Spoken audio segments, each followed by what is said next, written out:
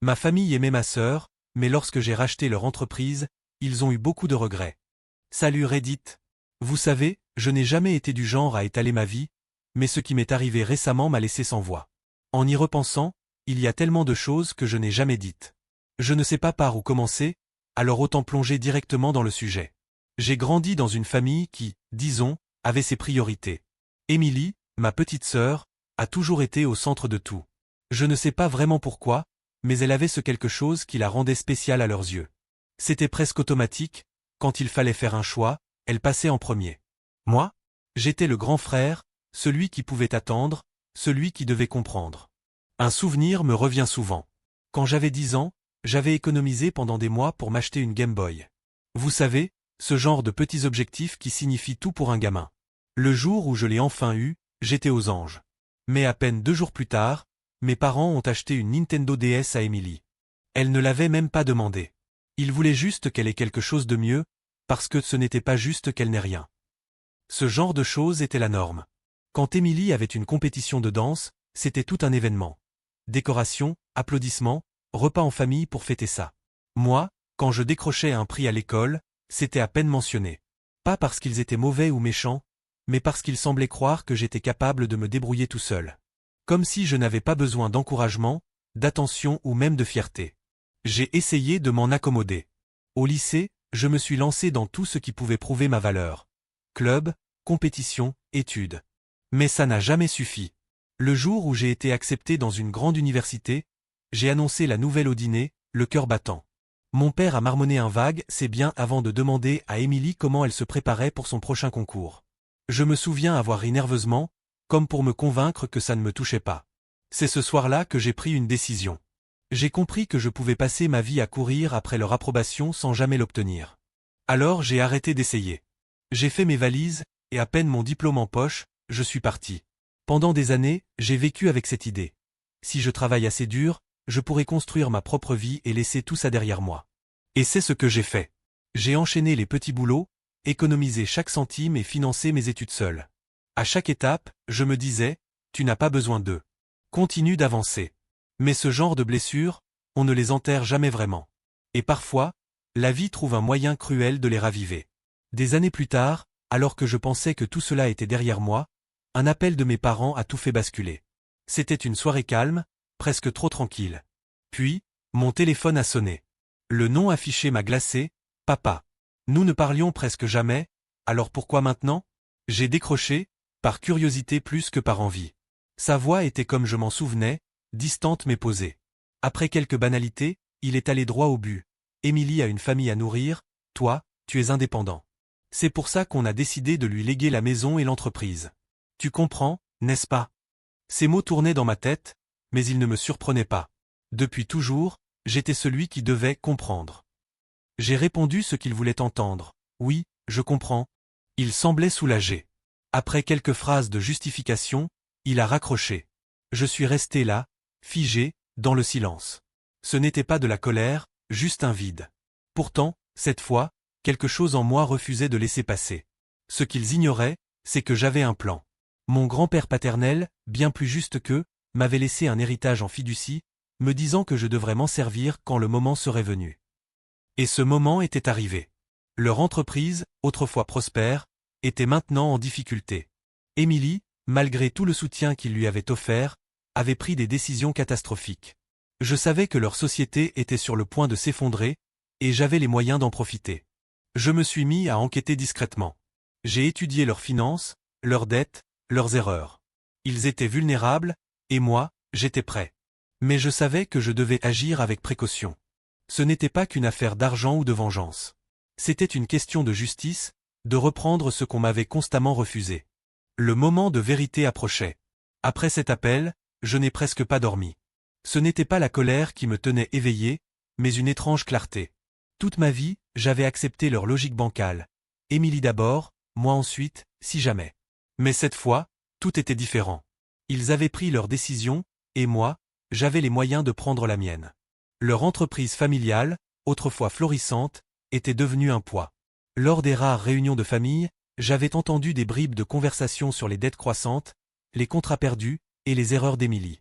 Elle avait beau être la préférée, elle n'avait aucune expérience pour diriger une société. La vérité, c'est qu'ils étaient vulnérables, et c'était maintenant ou jamais. J'ai contacté Marc, un ami d'université qui travaillait dans les rachats d'entreprises en difficulté. Il comprenait exactement ce que je voulais faire. Ils ne doivent jamais savoir que c'est moi, lui ai-je dit. Pas par lâcheté, mais parce que je savais qu'ils refuseraient par orgueil. Ensemble, nous avons monté une offre via une entité intermédiaire. Tout était discret, légal et parfaitement structuré. Quelques semaines plus tard, Marc m'a confirmé ce que je soupçonnais. Ils cherchaient désespérément des investisseurs. Leur situation était pire que je ne l'avais imaginé. Nous avons présenté une offre, bien en dessous de la valeur réelle, mais dans leur position, ils n'avaient pas le choix. En quelques jours, tout était signé. J'étais désormais l'actionnaire majoritaire de l'entreprise familiale. Le jour où tout fut officialisé, j'ai décidé de leur annoncer en personne. Je me suis présenté à leur bureau sans prévenir. L'endroit n'avait pas changé, la même façade vieillissante, les mêmes couloirs où je courais enfant. Mais aujourd'hui, j'étais ici en tant que propriétaire. Émilie et mon père discutaient lorsque je suis entré. Ils se figèrent en me voyant. « Thomas, que fais-tu là » demanda mon père, visiblement perplexe. Je me suis approché calmement et ai posé un dossier sur la table. « Les choses ont changé, dis-je simplement. » Mon père a ouvert le dossier, ses yeux parcourant les pages en silence. Quand il leva les yeux, son expression était un mélange d'incrédulité et d'abattement. Émilie, elle, explosa presque immédiatement. « Tu crois pouvoir débarquer ici et nous voler ce qui nous appartient » lança-t-elle, hors d'elle. Je l'ai regardée, impassible. « Personne n'a rien volé » ai-je répondu. « Vous avez vendu. J'ai acheté. C'est comme ça que les affaires fonctionnent, non ?» Émilie a continué à protester, mais ses mots n'avaient plus d'importance. Mon père, lui, restait silencieux, la réalité s'abattant sur lui. Ce moment n'avait rien de triomphal pour moi. Ce n'était pas une vengeance brutale, mais une démonstration. Je n'étais plus ce gamin qu'il pouvait ignorer. Ce soir-là, je suis resté tard dans mon nouveau bureau. Je regardais les dossiers, les chiffres, tout ce qui constituait leur ancien monde. Une part de moi ressentait une certaine satisfaction. Mais une autre partie, plus silencieuse, se demandait si tout cela valait vraiment la peine. Ce que je faisais n'allait pas effacer le passé, je le savais. Mais peut-être que ce n'était pas l'objectif. Peut-être que c'était simplement un moyen de reprendre le contrôle, de commencer à construire quelque chose de vraiment à moi. Reprendre l'entreprise, c'était une chose. La faire fonctionner, c'en était une autre. Dès mon arrivée, tout m'a sauté aux yeux. Les bureaux négligés, les employés démotivés, et surtout, des finances catastrophiques. L'entreprise n'était plus qu'une coquille vide.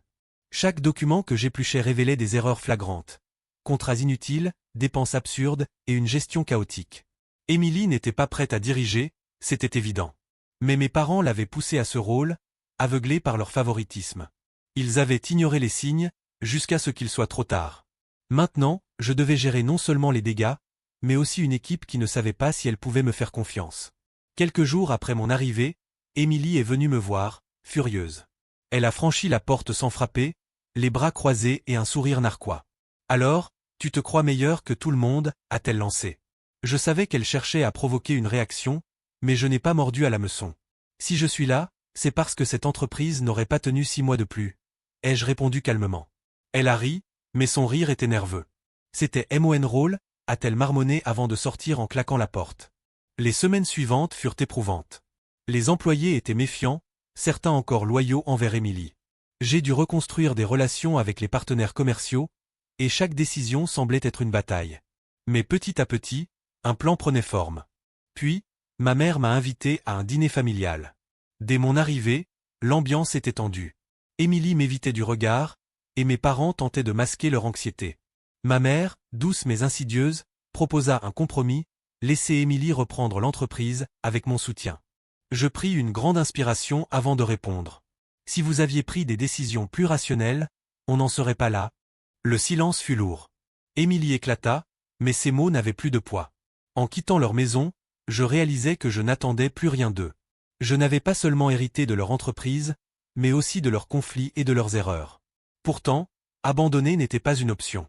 Les semaines suivantes furent un mélange de progrès et de tensions. D'un côté, certains contrats étaient stabilisés, et les employés commençaient lentement à me faire confiance. Mais de l'autre, Émilie continuait d'interférer. Elle revenait régulièrement au bureau, prétendant clarifier des dossiers.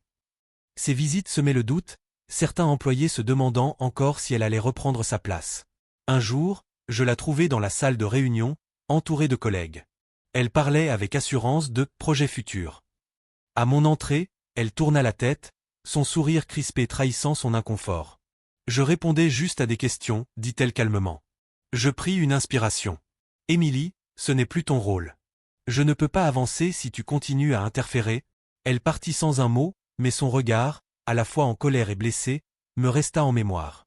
Pendant ce temps, mes découvertes dans les finances m'en disaient plus. Émilie n'avait pas seulement fait des erreurs. Elle avait été submergée par des décisions prises sous pression. Un employé, avant son départ, me confia « Émilie n'a jamais voulu ce rôle. Vos parents l'ont poussée à croire que tout dépendait d'elle. » Ces mots résonnèrent. Peut-être que derrière son assurance, il y avait une jeune femme écrasée par des attentes irréalistes. Avec cette nouvelle perspective, je décidai de proposer à Émilie une rencontre, loin de l'entreprise. Elle arriva en retard, méfiante. « Pourquoi tu voulais me voir ?» demanda-t-elle. Je lui expliquai ce que j'avais découvert, sans l'accuser, mais en cherchant à comprendre. Elle écouta, silencieuse. Puis, presque à voix basse, elle dit « Tu étais parti, Thomas. Tu nous as laissés gérer seuls. » Ces mots étaient durs, mais vrais. J'avais fui, et en le faisant, j'avais renforcé une dynamique toxique. Cette conversation ne régla rien, mais pour la première fois, il y avait un dialogue. Je réalisais alors que reconstruire l'entreprise n'était pas seulement une question de chiffres, mais aussi de liens familiaux brisés. Alors que les choses se stabilisaient avec Émilie, mes parents décidèrent de relancer un autre front. Tout commença par un appel de ma mère. Sa voix, douce en surface, portait cette insistance subtile que je connaissais trop bien. « Ton père et moi avons réfléchi », commença-t-elle prudemment. « Peut-être qu'il serait temps de redéfinir certains rôles. Émilie a toujours fait partie de l'entreprise, après tout. » Je laissai ces mots en suspens, mais tout était déjà clair. Elle n'était pas là pour discuter, mais pour me convaincre de remettre Émilie dans un rôle actif. C'était leur manière de reprendre un peu de contrôle, même si cela signifiait ignorer tout ce qui s'était passé. On pense que ce serait mieux pour l'équilibre familial, ajouta-t-elle, comme si cela rendait leur demande indiscutable. Je pris le temps de répondre. Leur insistance réveillait une vieille colère, mais je la contins. Je lui rappelai calmement que l'entreprise avait failli s'écrouler sous la gestion d'Émilie et que revenir en arrière n'était pas une option. Mon ton ferme semblait la surprendre, mais elle ne renonça pas. C'est une affaire de famille, Thomas. Ça ne peut pas être autrement. Quelques jours plus tard, un appel d'un ancien collègue de mes parents arriva, presque par hasard.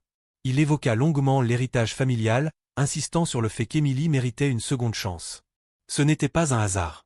Mes parents cherchaient d'autres moyens de me faire fléchir, comptant sur des figures respectées pour influencer mes décisions. Cette stratégie était familière, mais elle ne faisait que renforcer ma détermination. Je voyais clair dans leur jeu, ils refusaient de reconnaître leurs erreurs, préférant retomber dans d'anciennes dynamiques qui avaient déjà montré leurs limites.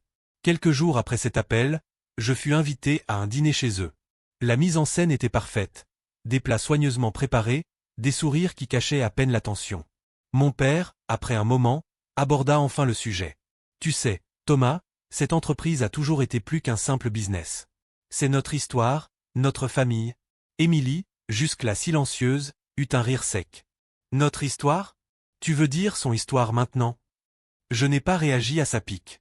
Tout dans cette rencontre montrait que, pour eux, il s'agissait de retrouver ce qu'ils avaient perdu, peu importe les conséquences. Je tentais d'expliquer que l'entreprise ne pourrait pas se permettre un retour en arrière, mais mes mots semblèrent flotter dans un vide. En quittant leur maison ce soir-là, je sentais une profonde lassitude. Ils étaient enfermés dans une vision du passé, refusant de voir que la situation nécessitait de tourner la page. Mais une chose était claire pour moi, je ne pouvais pas les laisser m'entraîner en arrière.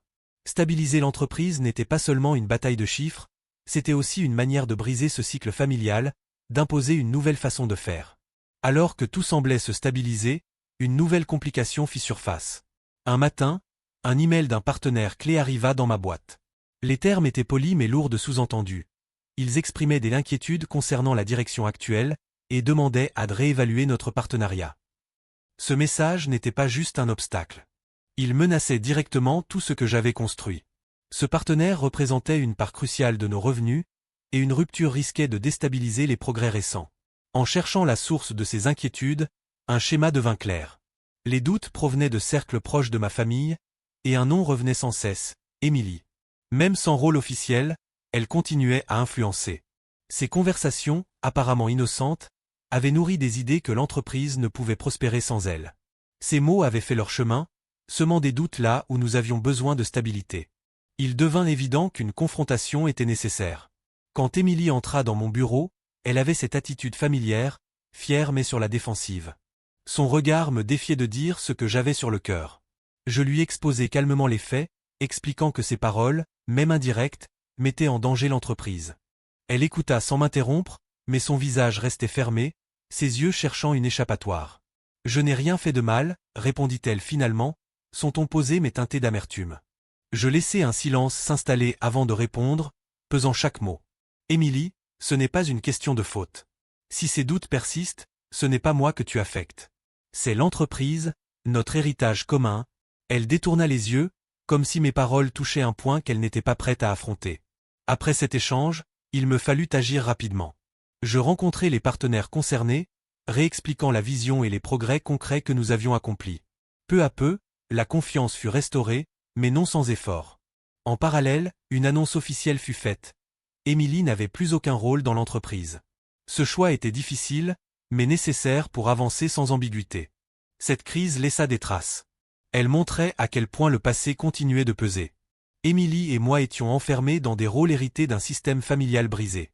Mais pour l'instant, ma priorité restait claire, assurer l'avenir de l'entreprise, même si cela signifiait avancer seul. Alors que l'entreprise semblait retrouver une certaine stabilité, un appel inattendu de ma tante Claire vint tout bouleverser. Claire n'était pas quelqu'un qui s'impliquait dans les drames familiaux, mais cette fois, son ton était différent, grave. Elle évoqua des documents trouvés en rangeant les affaires de mon grand-père et insista doucement pour que je vienne les voir. Intrigué, je me rendis chez elle le week-end suivant. Elle me tendit une pochette de papier jauni, presque hésitante. À l'intérieur, des documents légaux, un testament et des annotations que je n'avais jamais vues. En lisant, tout devint clair. Mon grand-père m'avait légué une somme importante pour que je puisse construire quelque chose par moi-même. Mais cet argent ne m'était jamais parvenu. Mes parents l'avaient utilisé pour soutenir l'entreprise familiale à une époque où elle vacillait, justifiant ce choix par la nécessité de préserver l'héritage familial. Ce n'était pas seulement une question d'argent. Ce geste symbolisait une fois de plus le choix qu'ils avaient fait, encore et toujours, de mettre l'entreprise et Émilie avant moi. En rentrant chez moi, je ressentis une colère froide, un mélange d'indignation et de tristesse. Ils avaient pris une décision qui m'affectait profondément, sans même me consulter. Toute ma vie, je m'étais battu pour exister à leurs yeux, et cette découverte ne faisait que renforcer cette lutte silencieuse. Après une nuit d'insomnie, il me devint évident que je ne pouvais pas laisser cela passer. Confronter mes parents semblait la seule option, même si je savais qu'ils auraient leurs excuses prêtes, comme toujours. Quelques jours plus tard, je me retrouvai devant leur porte. Mon père ouvrit, visiblement surpris, tandis que ma mère, derrière lui, affichait un sourire nerveux. Je déposai la pochette sur la table du salon. Leur expression changea dès qu'ils en aperçurent le contenu. Un silence lourd s'installa. Ils comprenaient déjà. La pièce était silencieuse, presque oppressante. Mes parents fixaient les documents sur la table sans bouger, leur geste trahissant une nervosité qu'ils tentaient de dissimuler. Mon père regardait fixement le bois poli, tandis que ma mère, debout, semblait chercher une échappatoire dans le vide. Quand elle parla enfin, sa voix était douce, presque hésitante. « Thomas, à l'époque, on n'avait pas d'autre choix. » Ces mots, je les avais entendus si souvent. Ce refrain justifiant tout, me demandant toujours de comprendre, de céder. Mais cette fois, il sonnait creux. « Pas de choix, répétai-je, sans élever la voix. Vous aviez un choix. Et ce n'était pas moi. » Mon père releva lentement la tête. Son visage portait une lassitude qu'il ne cherchait pas à cacher. L'entreprise, c'était notre priorité. Sans ça, tout se serait effondré. Ils poursuivirent, se renvoyant les explications. Ils évoquèrent les dettes, la pression, les sacrifices qu'ils avaient dû faire pour sauver l'héritage familial.